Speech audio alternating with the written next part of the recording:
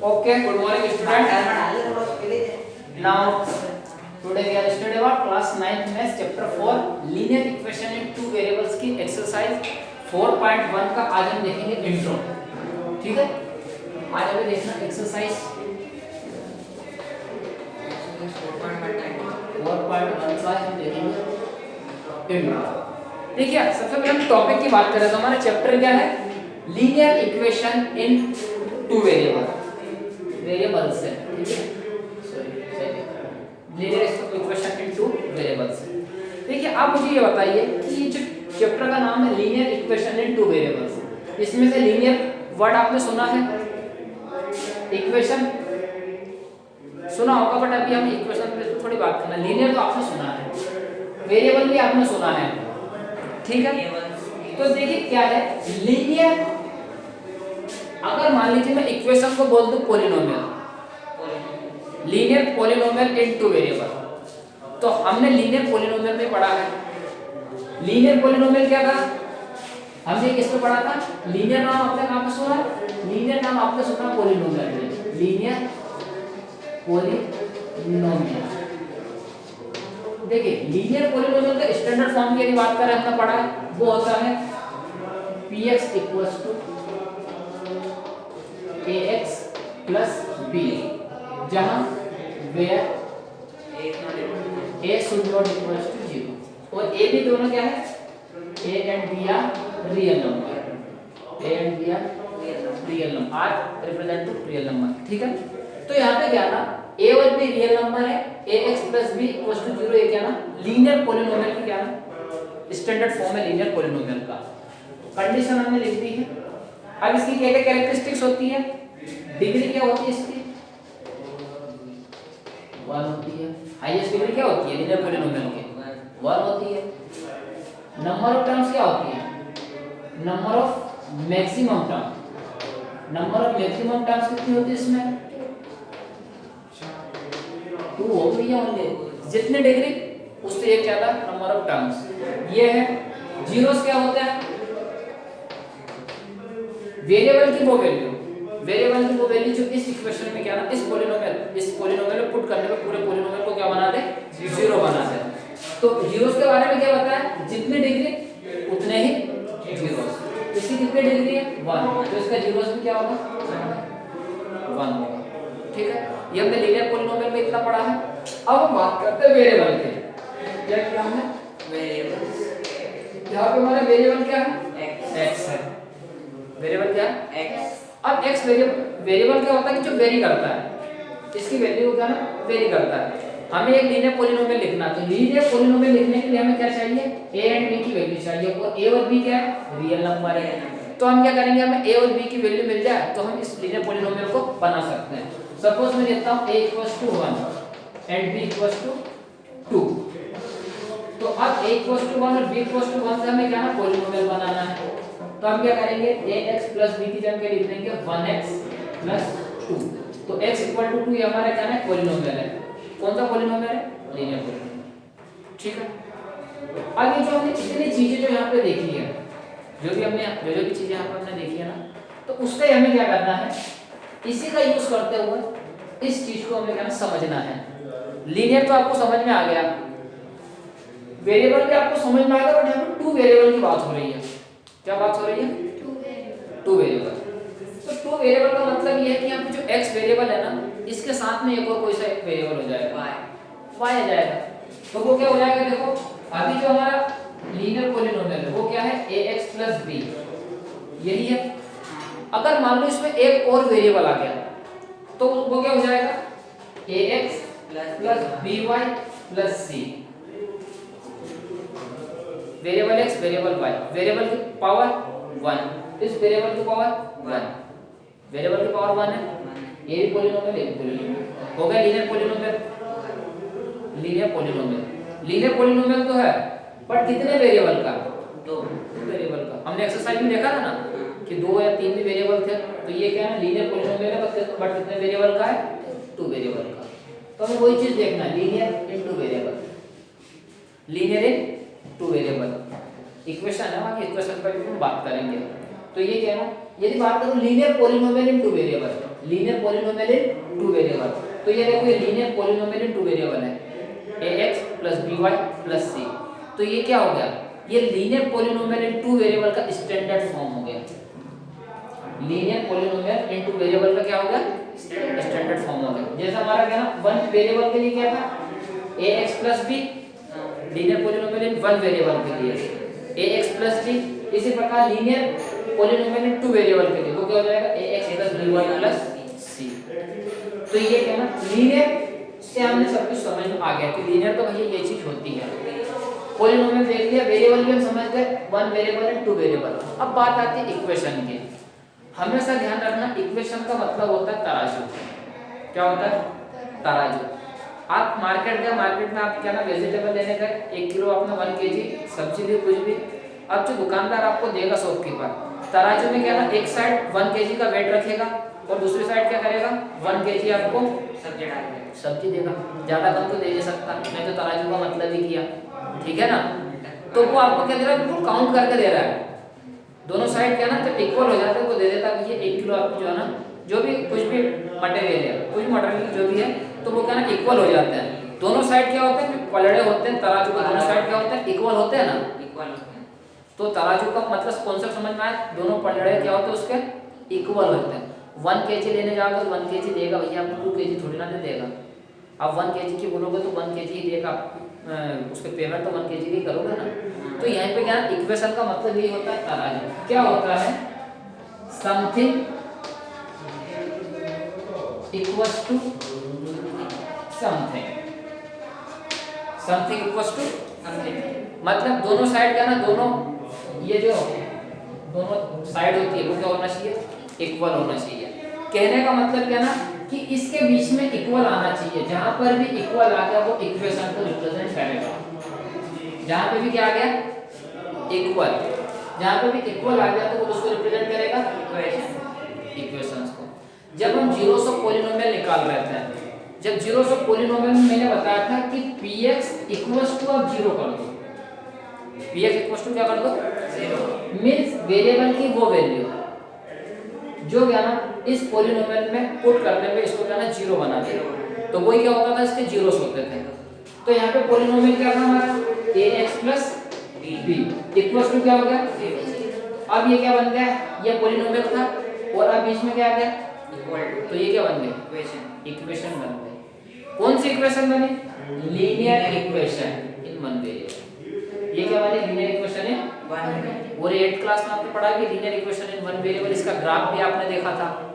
तो ये जो है ना इक्वल लग गया, मींस ये बन गई। अभी ये क्या ना, ये यहाँ पे जो भी था px = ax + b, ये था आपका लीनियर पॉलिनोमियल।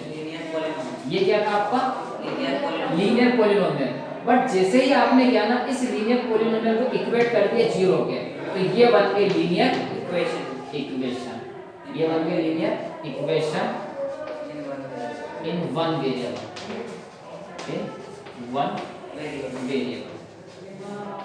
ठीक है।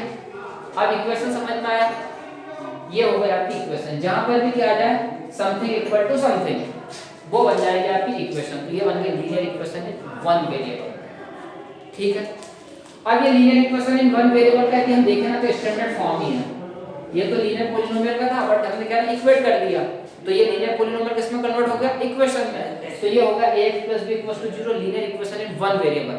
और इसकी क्या है, linear equation in one variable का स्टैंडर्ड फॉर्म बन गई है। ये क्या, linear equation in one variable का स्टैंडर्ड फॉर्म। तो इसमें हमेशा ध्यान रखना, इसको बोलते हैं, कौन सी साइड बोलते हैं इसको, लेफ्ट हैंड साइड। ये लेफ्ट हैंड साइड है और ये क्या है, राइट हैंड साइड।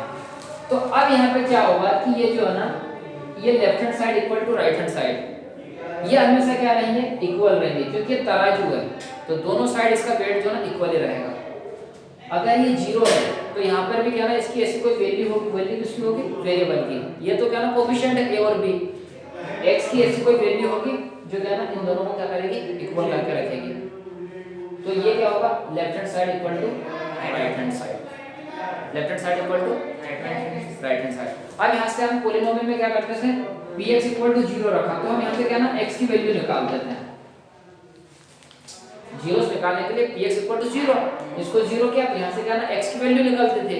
और x की वो वैल्यू, जीरोस मैंने क्या बताया था कि x की वो वैल्यू जो पॉलिनोमियल में पुट करने पे पूरी पॉलिनोमियल की वैल्यू को क्या बना दे, जीरो। तो देखो ये बात है कि x की वो वैल्यू जो इस पूरे को क्या बना दे, left hand side equal to right hand side, है ना। तो ये इसका क्या है, जीरोस है, ये क्या है इसका जीरोस। अब ये जीरोस कब था, पॉलिनोमियल में। अब हम पढ़ रहे इक्वेशन, हम क्या पढ़ रहे हैं, इक्वेशन। तो इक्वेशन में वही जो जीरोस था ना माइनस बी अपॉन ए हमने निकाला था ना लीनियर इक्वेशन का, ये माइनस बी अपॉन ए जो डायरेक्ट देखा था ना। अब ये क्या है, ये पॉलिनोमियल के लिए जीरोस था, पॉलिनोमियल के लिए क्या था, जीरोस। अब यदि हम इक्वेशन की बात करें ना तो ये इस इक्वेशन का सॉल्यूशन हो जाएगा, इस इक्वेशन का क्या हो जाएगा, सॉल्यूशन। जीरोस और सॉल्यूशन एक ही चीज है, जीरोस और सॉल्यूशन क्या है, एक ही चीज है। आई समझ में।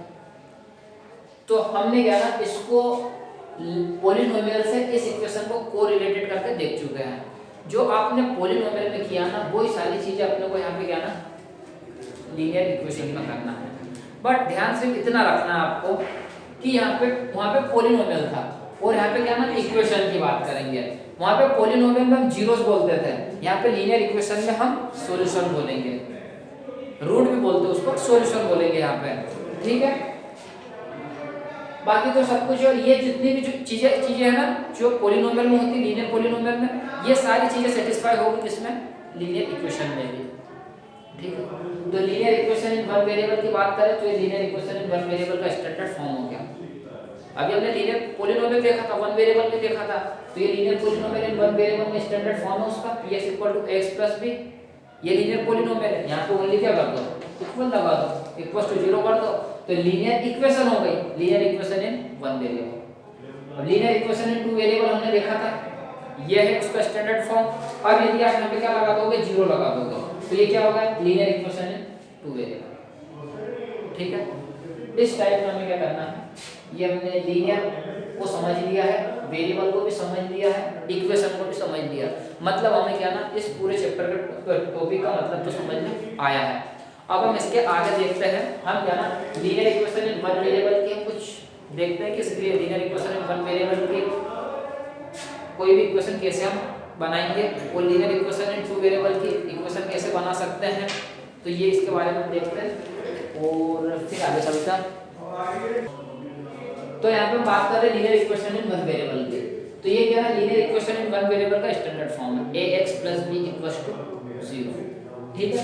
और यहाँ पे कंडीशन नहीं चलेगी, वेयर कंडीशन क्या है, a should not equal to 0। जो वेरिएबल होता है ना जिसकी हाईएस्ट वैल्यू होती है ना वो वेरिएबल कभी भी 0 नहीं हो सकता। यहाँ पे a कभी 0 नहीं होगा, हाँ b 0 हो सकता है, b 0 हो सकता है, ठीक है। ये इसकी कंडीशन है और ये इसका स्टैंडर्ड फॉर्म है किसका, linear equation in one variable का, जो आपने 8th क्लास में पढ़ा था। अब ये linear equation in one variable बनती कैसे है, a और b की वैल्यू पे डिपेंड करेगी। a और b क्या होता है, रियल नंबर होता है, तो हम सपोज करें a = ले ले 1 और b = ले ले 3, तो अब आप क्या करो, इस a और b की वैल्यू स्टैंडर्ड फॉर्म में रख दो, तो ये हो जाएगा 1x + 3 = 0, ठीक है। अब हमने इक्वेशन में क्या पढ़ा कि left hand side equal to right hand side होता है, left hand side equal to क्या होना चाहिए, राइट हैंड साइड। अब तो यहाँ पे देखिए, यहाँ पे 0 है, तो यहाँ पे x की वो वैल्यू होगी जो इस पूरी इसको क्या बना देगी, इक्वेशन को 0 बना देगी। वो अगर ऐसा हो गया तो जो x की वैल्यू रहेगी वो क्या रहेगा, 0 नहीं रहेगा, उसको सॉल्यूशन बोलेंगे। इस इक्वेशन का क्या रहेगा, सॉल्यूशन। 0 भी बोल सकते हैं बट 0 उसमें क्या ना पॉलिनोमियल में अपन 0 बोलते हैं, इसमें क्या ना सॉल्यूशन बोलेंगे। तो यहाँ पे जो x की वैल्यू होगी ना जो इस पूरी इक्वेशन को क्या ना सेटिस्फाई कर जाएगी, left hand side equal to right hand side हो जाएगी, तो वो इस इक्वेशन का क्या होगा, सॉल्यूशन होगा। जैसे हम वहां पे पॉलिनोमियल में जीरोस निकालते थे ना, सेम इसी प्रकार यहाँ पे क्या करेंगे, x की वैल्यू निकालेंगे।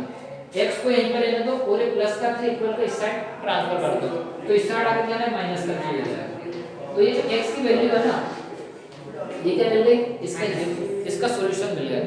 ये linear equation in one variable का x = -3 क्या सॉल्यूशन, मतलब यहाँ पे x = -3 पुट करोगे तो ये भी 0 हो जाएगी, मतलब left hand side equal to क्या हो जाएगी, राइट हैंड साइड, ठीक है। अगर मान लीजिए ये x कुछ ऐसा होगा, x + 3 = 4, x plus 3 equals to क्या होता है 4। तब इसकी x की क्या वैल्यू होती है 1, x की वैल्यू 1 होती है ना। x की वैल्यू 1 क्यों होती है क्योंकि ये है ना इसके इक्वल ये भी होना चाहिए। तो 3 तो है, 3 में हम क्या ऐड करें कि 4 हो जाए, 1 ऐड करें तो 1 क्या होती है x की वैल्यू। तो यहाँ पे x इक्वल टू 1 क्या होता सॉल्यूशन होता इस इक्वेशन का, लीनियर इक्वेशन है 1 वेरिएबल का। ठीक है, वैसे भी निकाल सकते हो x को यहाँ पे लेना तो 3 को इस साइड ट्रांसफर कर दो, 4 - 3 क्या हो जाएगा 1। तो x इक्वल टू 1 दिया ना, इस इक्वेशन पे क्या है सॉल्यूशन। अब देखो जितने भी आप इक्वेशंस पढ़ोगे, जो भी मैथ्स में ऑपरेशन वगैरह पढ़ते हो, वो सारे जो है ना ग्राफ पे रिप्रेजेंट होते हैं। उनका रिप्रेजेंटेशन होता है किस पे, ग्राफ के ऊपर। ग्राफ पेपर जो अभी अपन ने कार्टेशियन प्लेन पढ़ा ना, वो कार्टेशियन प्लेन पे क्या ना इनका रिप्रेजेंटेशन होता है। तो हमने कार्टेशियन प्लेन जो पढ़ा था xy प्लेन, उसमें हमने क्या देखा था कि किसी भी कोऑर्डिनेट के टू इंडिपेंडेंट इंफॉर्मेशन होना आवश्यक है। कोऑर्डिनेट के, किसी भी कोऑर्डिनेट के दो इंडिपेंडेंट इंफॉर्मेशन क्या, एक x कोऑर्डिनेट की इंफॉर्मेशन एंड y कोऑर्डिनेट की इंफॉर्मेशन।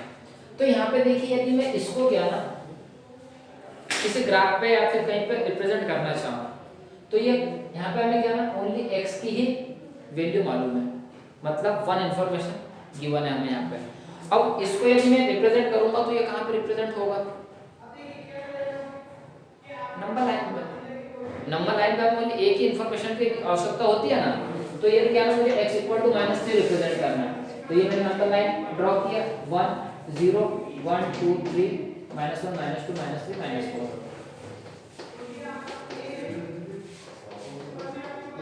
ठीक है 1 2 3।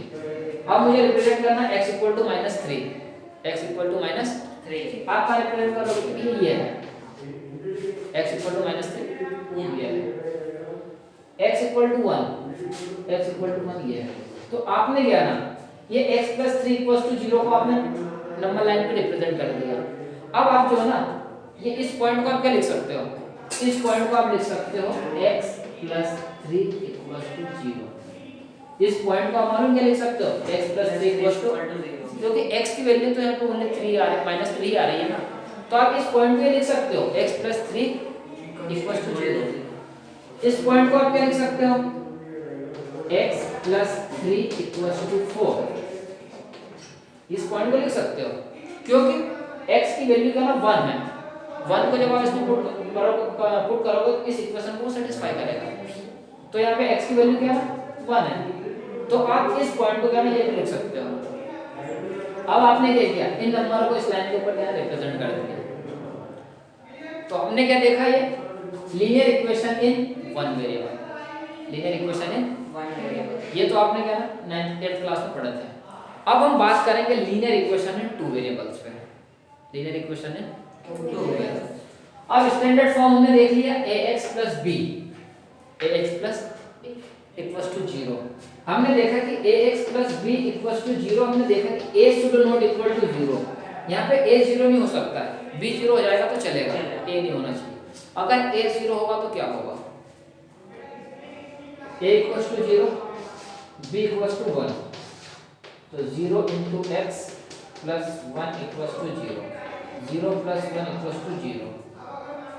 ठीक है, अब यहाँ पे 1 इक्वल्स टू आ गया 0, 1 इक्वल्स टू क्या आ गया 0। कभी 1 0 के इक्वल आ सकता है क्या, नहीं आ सकता है क्या। तो इस टाइप की क्या ना इक्वेशन लिखनी होगी, ओके नहीं, क्योंकि 1 कभी भी 0 के इक्वल आ सकता है क्या, फॉल्स स्टेटमेंट। तो ऐसा ये नहीं होगा, इसी के लिए हम बोलते हैं कि a कभी भी जो ना 0 नहीं हो सकता। आया समझ में। अब हम इसी के ऊपर बात करते हैं लीनियर इक्वेशन इन 2 वेरिएबल्स के ऊपर, लीनियर इक्वेशन इन 2 वेरिएबल। इसका स्टैंडर्ड फॉर्म देख लेते हैं, थोड़ी वैल्यूज देख लेते हैं कैसे बनती है, उसके बाद हम आगे चलेंगे। ठीक है,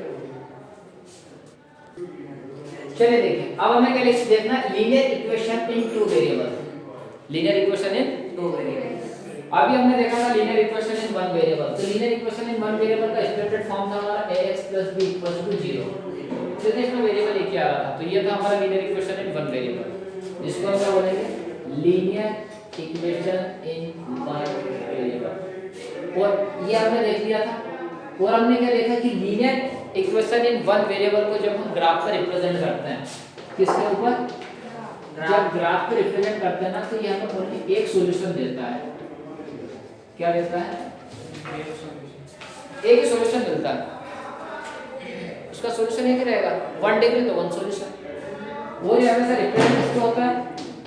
नंबर लाइन के ऊपर ये रिप्रेजेंट होता है। नंबर लाइन के ऊपर क्या होता है? ये लीनियर इक्वेशन में वन वेरिएबल रिप्रेजेंट होता है। अब उसी प्रकार हम देखेंगे लीनियर इक्वेशन में टू वेरिएबल।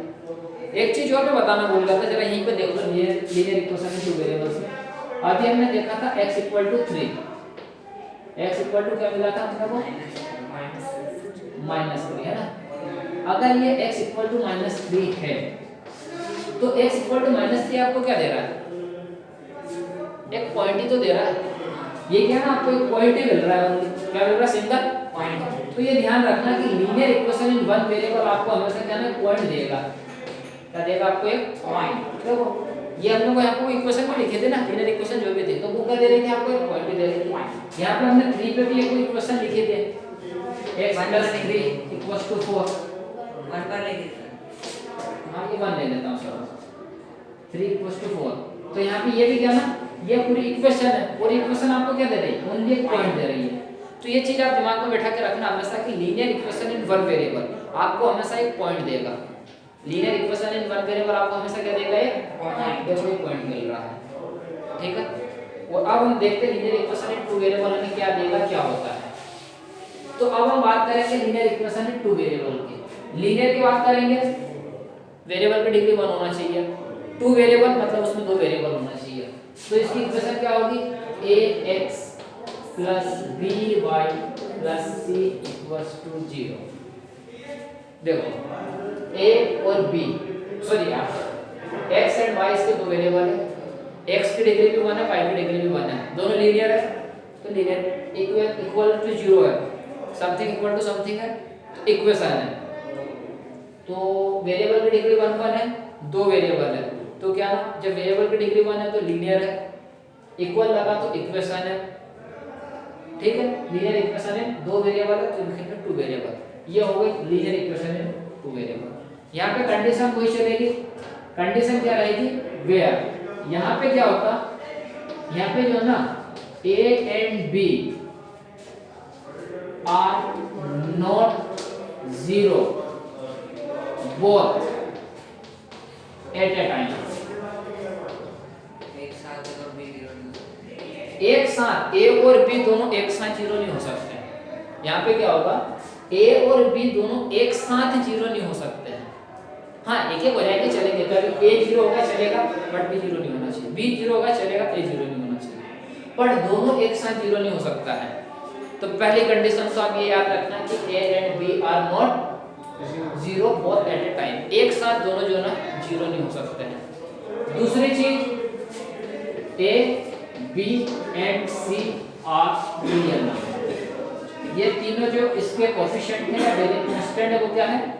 वो रियल नंबर। क्या होंगे ये? रियल नंबर है, ठीक है। ओनली ये दोनों चीजें आपको याद रखना है। वैसे इसकी कंडीशन और होती है कि a² + b² should not equal to 0। ये कंडीशन ये भी होती है, इसलिए जो है ना a और b दोनों का स्क्वायर कभी 0 नहीं होना चाहिए, 0 के इक्वल नहीं होना चाहिए। a का स्क्वायर और b का स्क्वायर का सम कभी भी जो है ना 0 के इक्वल नहीं होना चाहिए। एक कंडीशन ये भी होती है, इसको ना भी याद रखोगे बस ये वाली याद रखना है कि a and b both are not 0 at a time. a और b दोनों क्या ना एक साथ 0 नहीं होना चाहिए। और यहाँ पे ये जो बता रहा है ना, ये इसी चीज को बता रहा है, a² + b² is not equal to 0, तो इसी कंडीशन को बता रहा है। सर वो इज इक्वल टू 7 की जगह क्या हो गया? इज इक्वल टू 7 ये इसी का बोल रहा था क्या? हाँ को 7 लग रहा था। तो ये क्या ना a² + b² का सम कभी भी 0 के इक्वल नहीं होगा। ये तीन कंडीशन है और ये आपको याद रखना, ये लीनियर इक्वेशन है 2 वेरिएबल्स की स्टैंडर्ड फॉर्म है, ax + by + c = 0। अब बात ये आती है स्टैंडर्ड फॉर्म कैसे बनेगा, कैसे ये इक्वेशन, इसकी लीनियर इक्वेशन इन 2 वेरिएबल किस टाइप की होगी और कैसे बनेगी। तो बनने की यदि बात करें हम तो किसके ऊपर डिपेंड करेगी? a b and c के ऊपर। हम क्या करें, a b c की कुछ वैल्यू ले लेते हैं, तो हमें क्या ना लीनियर इक्वेशन इन 2 वेरिएबल मिल जाएंगे। Let a = 1 b = 2 and c = 3। इन तीनों वैल्यू को आप क्या करो, इस स्टैंडर्ड फॉर्म में पुट करो। a इक्वल्स टू आप 1 पुट करोगे 1x plus b equals to 2 put करोगे 2y plus c equals to 3 put करोगे 3 इक्वल्स टू 0। तो ये x plus 2y plus c equals to क्या हो गया 0। तो ये देखिए ये कौन सी इक्वेशन हो गई लीनियर इक्वेशन है टू वेरिएबल। 1 क्या है x का कोएफिशिएंट, 2 क्या है y का कोएफिशिएंट, c क्या है कांस्टेंट। जो पैरामीटर अपने उसमें चल रहे थे ना पॉलिनोमियल में वो इसमें चलेंगे सेम। ठीक है अगर हम एक और इक्वेशन बनानी है a इक्वल्स टू 0 ले लो, b इक्वल्स टू 2 ले लो, c इक्वल्स टू 1 ले लो। तो a इक्वल्स टू 0 क्या आ जाएगा 0 * x प्लस 2 के b क्या 2y प्लस 1 इक्वल्स टू 0। ये भी क्या है linear equation in two variable, linear equation in two variable. अब आप बोलोगे सर तो 0 * x है 0 * x और ये बोल दोगे कि सर ये तो ये हो गई, ये तो ये हो गई 2y प्लस 1 इक्वल्स टू 0। आप बोल दो sir linear equation in one variable है, या सही है ये linear equation in one variable है। ये क्या है linear equation in one variable. But ये भी सही है ये linear equation in two variable है, ये भी सही है linear equation in two variable. क्यों टू वेरिएबल है यहाँ पे क्या लिखा है a b and c are real number, a b c are real भाई ये कुछ भी हो a तो 0 भी तो रियल नंबर है, 0 रियल नंबर है ना। तो क्या होगा ये एक टर्म हुई नहीं हुई तो ये भैया linear equation in two variable ही है। आप बोलोगे सर आंसर ये देगा linear equation in one variable, ये भी सही है linear equation in one variable, ये भी सही है। तो यहाँ से हमारे में कॉन्सेप्ट आता है, कॉन्सेप्ट क्या आता है कि हम linear equation in one variable को linear equation in two variable बना सकते हैं। Linear equation in one variable को linear equation in two variable बना सकते हैं। मैं बोल रहा हूँ ये आपसे नहीं मैं पूछूं ये कौन सी इक्वेशन है तो आप दो वेरिएबल देखोगे, डिग्री देखोगे, एबीसी देखोगे, आप सारे का ना रियल नंबर है तो आप बोल दोगे linear equation in two variable है। अब इसको देखोगे तो आप बोलोगे क्या linear equation in one variable है। ठीक है ना। तो ये linear equation in one variable को आप क्या कर सकते हो linear equation in two variable में कन्वर्ट कर सकते हो। तो ये ध्यान रखना कि हमेशा linear equation in one variable को linear equation in two variable बना सकते हैं। ठीक है अब मैं क्या करता हूं यहाँ पे